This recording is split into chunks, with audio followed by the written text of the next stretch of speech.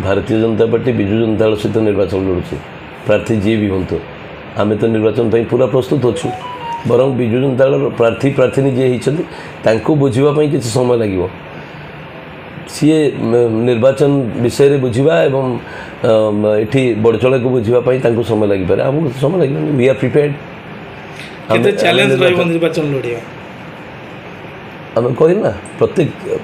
प्रत्येक मुहूर्त को सामना करने आम कार्यकर्ता प्रस्तुत अच्छा बड़चना निर्वाचन मंडली रे सर्वप्रथम 2024 साधारण निर्वाचन पाई विधानसभा विधायक प्रार्थी घोषणा करथिबा दल भारतीय जनता पार्टी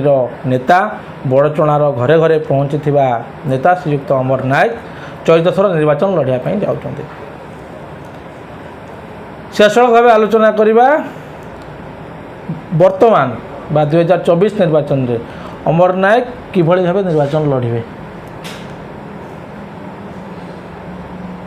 मु सब कही मोपाई लोकों पाखक जावा लोकों सहित रहा निर्वाचनी केन्द्रिक नुह मु निर्वाचनी केन्द्रिक राजनीति विश्वास करे ना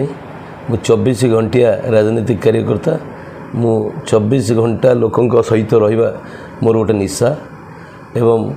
बड़चणार जनजीवन को प्रत्येक दिन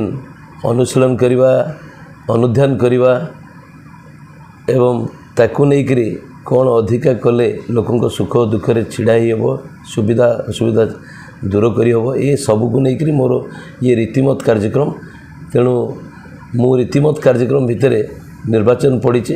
एवं निर्वाचन को सामना करने को पूरा प्रस्तुत अच्छे 2004 निर्वाचन पुणी 2024 पुनरावृत्ति घटी आप जानते विजु जनता दलर जी प्रार्थी आपणकर प्रतिद्वंदी होती कि देखुं 2004 कौन होता 2004 जी रीतिमत भाव आप देखुए जितने विधायक अमर प्रसाद शतपथी टिकेट कटी एवं गोटे तापर देखा आम विगत 2019 पर्यटन पुणी दल रिपीट करता कि 24 टिकेट कौन होता बुझीपार ना ना तो जो गोटे धारा चलता जो 6 थर विधायक 7 थर पर विधायक तार रोक लगी 4 करता पुणी 24 कटुची 4 कौन बुझीपार ना ना तेणुक 24 जो कटुची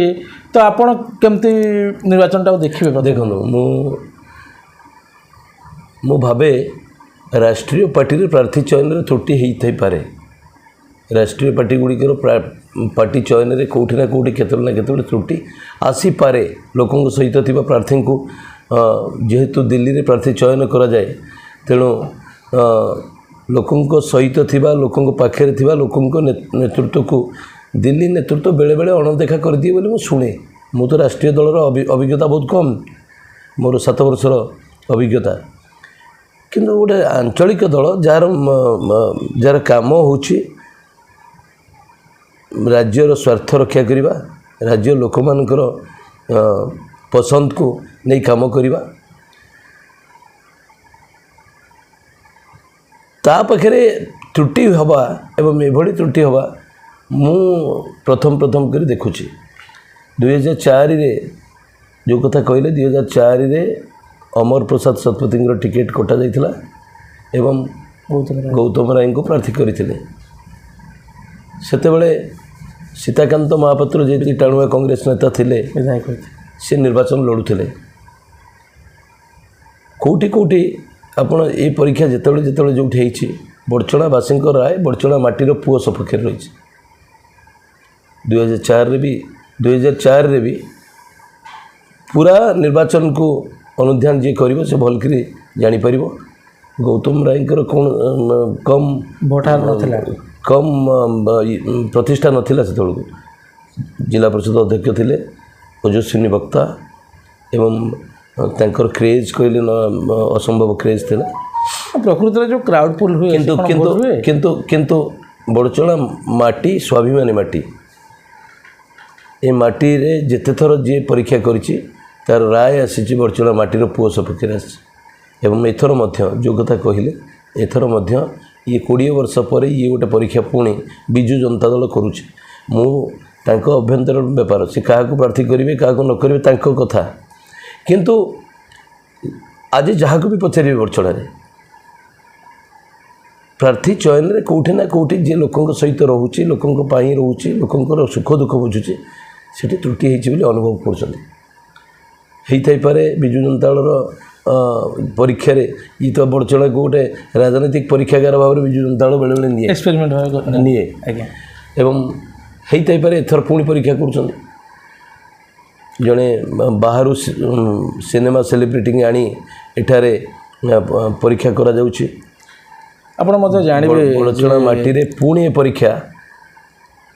ଅସଫଳ ହେବ ଏବଂ ପୁଣି ଏ ରାୟ ବଡ଼ଚଣାବାସୀଙ୍କର ବଡ଼ଚଣା ମାଟି ପୁଅ ସପକ୍ଷରେ ଯିବ। ଏକଥା ଆପଣ ଜୁନ୍ 4 ତାରିଖ ଦିନ କହିବେ। କୁହାଯାଉଛି ଯେ ବିଜୁ ଜନତା ଦଳ ମହିଳା କାର୍ଡ଼ ଖେଳିଲା। ମହିଳା କାର୍ଡ଼ କ'ଣ ମୁଁ କିଛି ବୁଝିପାରେନି। ମୋ ଘରେ ମହିଳାମାନେ ବି ସ୍ୱାବଲମ୍ବୀ। ସରକାର ପୁଣି ଥରେ ବାର୍ତ୍ତା ଦେବା ଲାଗି ଚାହୁଁଛନ୍ତି ଯେ ଆମେ ମହିଳା ସଶକ୍ତିକରଣ କରିଛୁ, ଆମେ ମହିଳାଙ୍କୁ ପୁନର୍ବାର ନିର୍ବାଚନ ଲଢ଼ିବା ଲାଗି ସୁଯୋଗ ଦେଉଛୁ ଏବଂ ଯେହେତୁ ଅତୀତରେ ଦେଖିଥିବେ ଅନେକ ନିର୍ବାଚନ ମଣ୍ଡଳୀରେ ଲୋକସଭା କ୍ଷେତ୍ର ହେଉ ଏବଂ ବିଧାନସଭା କ୍ଷେତ୍ରରେ ହେଉ ଦଳ ମହିଳା ପ୍ରାର୍ଥୀଙ୍କୁ ଦେଇ ବିଜୟ କରିଛି। ବଡ଼ଚଣା ଭିତରେ କ'ଣ ପ୍ରତିଷ୍ଠିତ ମହିଳାମାନେ ନଥିଲେ? ମହିଳା କାର୍ଡ଼ କ'ଣ ଖେଳିଲା? ଏ ଆଞ୍ଚଳିକ ଦଳ ଅଞ୍ଚଳ ମାନେ ଯଦି ଆଞ୍ଚଳିକ ଦଳ ସେହି ଅଞ୍ଚଳକୁ ଗୁରୁତ୍ୱ ଦେବ ନାହିଁ ଆଉ କେଉଁ ଦଳ ଦେବ ଗୁରୁତ୍ୱ?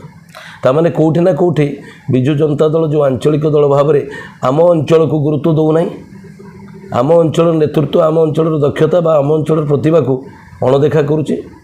ତ ଏହାର ଆମ ଅଞ୍ଚଳରେ କ'ଣ ଅପାରଗ ନେତୃତ୍ୱ ଅଛନ୍ତି? ନା ତାଙ୍କ ଖାତାରେ ଆମ ଅଞ୍ଚଳରେ ନେତୃତ୍ୱର ପରିଭାଷା ଯାହା ତାଙ୍କ ଖାତାରେ ଆମ ସେଥିରେ କ୍ରାଇଟେରିଆ ମିଟ୍ କରୁନାହାନ୍ତି। ଏହାର ସୁଯୋଗ କେମିତି ବିଜେପି ନେବ? ବିଜେପି ସୁଯୋଗ ଅପେକ୍ଷା ନଥାଏ। ବିଜେପି ତା ଦମରେ, ତା କାର୍ଯ୍ୟକର୍ତ୍ତାଙ୍କ ବଳରେ, ବଡ଼ଚଣାବାସୀଙ୍କ ଆଶୀର୍ବାଦରେ ନିର୍ବାଚନ ଜିତିବ। ଏବଂ ମୁଁ ବି ଗଲାଥର ଆପଣମାନଙ୍କ ଆଗରେ ଅନେକ ଥର କହିଛି, ଗଲାଥର ନିର୍ବାଚନରେ ଆମେ ହୃଦୟ ଜିତିଥିଲୁ, ଭୋଟ ଦାମ ପେଞ୍ଚରେ ଫସି ଯାଇଥିଲୁ, ଭୋଟ ଜିତି ପାରିନଥିଲୁ। ଏଥର ହୃଦୟ ବି ଜିତିବୁ, ଭୋଟ ବି ଜିତିବୁ।